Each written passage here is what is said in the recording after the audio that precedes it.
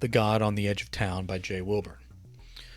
Kathy Thorne had enough. She drew the largest knife she could find from the butcher block. She wasn't a great cook. He reminded her of that often. She didn't know what the different types of knives were for exactly, but she knew what she planned to use this one. She knew what she planned to use this one for tonight. Okay. Without closing the front door behind her, she walked out into the night with her biggest knife to seek revenge. Kathy passed the neighbors' houses. Most still had lights on. It was early evening. Kids had been called in. Dinners had mostly been eaten. Homework was finished or needed to be. Televisions and computer screens gave everyone something to stare at as they pushed off bedtimes as long as they dared. Kathy took a right out of the neighborhood with the knife swinging down by her side.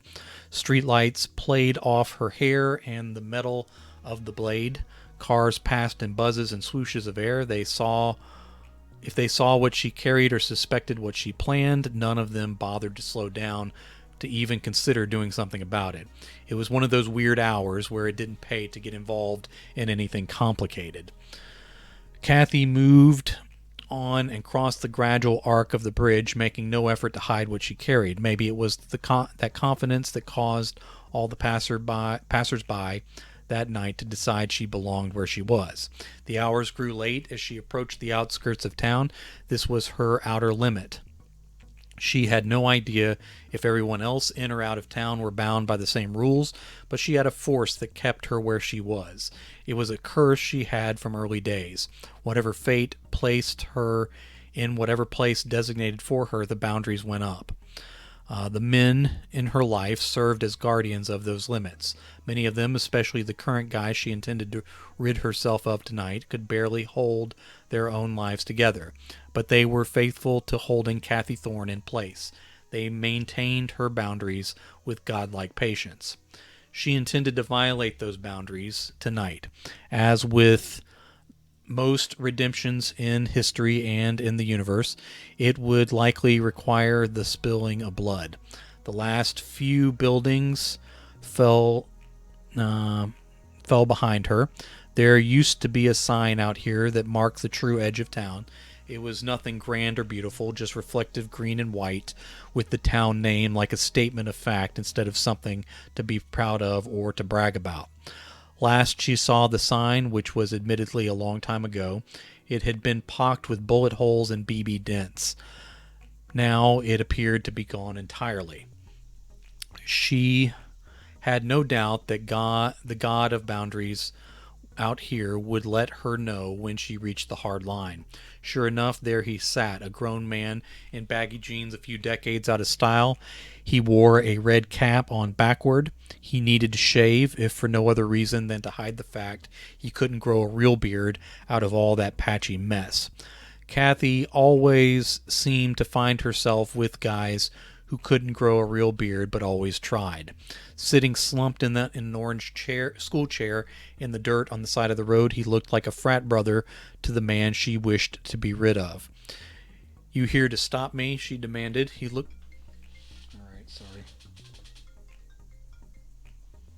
I have my ringer on because I'm expecting a doctor's call at some point, but that is a different number.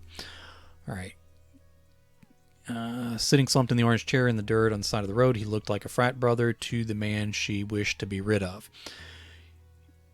"You here to stop me?" she demanded. He looked up as if he had not noticed her, nor was here because of her. He almost looked bored to see her, and it made her want to use the knife. He showed her a smile that did nothing for his appeal. "You lost, girl? I don't find you funny. Wasn't trying to be, and I'm not here to entertain you."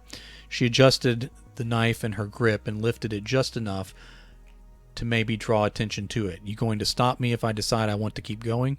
His smile wavered. "Where would you even go? Wherever you think it would be, you still got to take yourself with you. If I let you escape one guy, won't you just find another one like him, same as every time before? He's your guy, your brother, in your image. I need you to take care of him." He tilted his head. The hat turned light blue. His cheeks had a closer shave, and the hair showing at the temples was now silvery gray. "If I don't, you plan to poke me with that knife until I do? I think I can hurt you," she said, "or force you to finish me off if you don't do what I want." Over the course of her words, he went from smile to frown to a straight, tight line with his lips.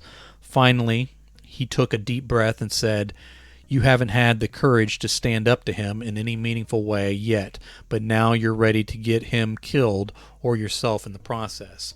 Folks like me don't have much middle ground between the two options. Not with guys like you keeping me in these boundaries. It's funny, girl, that you believe you had no part in setting up the boundaries for your life. What folks like you have to have is a need for a god or a devil to blame for everything wrong with what your life touches. You going to do it or not? Like that, huh?" He stood from the chair, and then there was no chair, although the 4 depressions in the sand where the feet of the chair had sunk in still remained. He lost the hat and the aging frat boy's face. His clothes became shaggy fur, and he stood over her on his hind legs. Even with his imposing savage height, he wavered on his back paws like a creature not accustomed to standing upright for long. One terrible paw with deadly black claws rested heavy on her shoulder. He spoke with the same smug voice he had in his human form. "This is one of those situations where any sacrifices required are going to have to be done by your hand. Your life and any changes you want for it require the work of your hands and the will to see it through. It's never been different, and it's past time you learned it. Your breath smells like fish and rot." He gave a bellowing laugh that sounded more animal than human.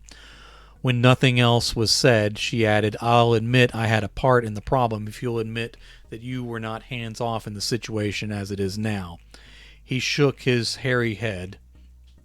"I don't care what you admit to or not. Makes little difference to me.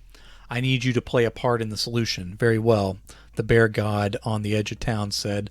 "I'll loan you a little power, a little courage, and a little piece of me for the business ahead. What you do or fail to do after that is on you.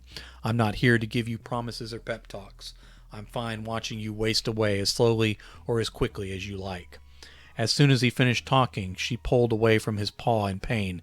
The agony fell on her so sharp and quick she thought he had bitten her. Kathy looked down and saw her hands swell. She screamed and fell to her knees. From there she watched the dark fur envelop her skin.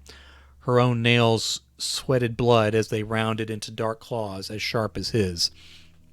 Kathy looked herself over, expecting to see she had transformed like some were animal. It was just the hands and paws. For a moment she saw her ordinary hands again. Then they were bear claws. With a shot of arthritic pain, her own hands appeared yet again. "I don't understand," she whispered as she closed her fingers with an effort. Looking up, he had turned into a fleet little fox, the same shade as the chair that had been there a moment ago. The fox flitted on the edge of the road, kicking up dust around 2 deep bear tracks. She thought there would be no more words, but that sly frat boy voice came from the fox's snout one more time. "You got claws, girl. Time to stop making excuses and decide how you're going to use them." Before she could answer, the little fox sprinted away from the road along a line that had to be the town's border. Kathy stood up and never considered trying to cross that invisible line. She intended to break her boundaries tonight, but that breaking needed to occur back in the center of her life first. She left the knife lying in the center of the road as she turned for home. Cars passed her, but they did slow down a little this time.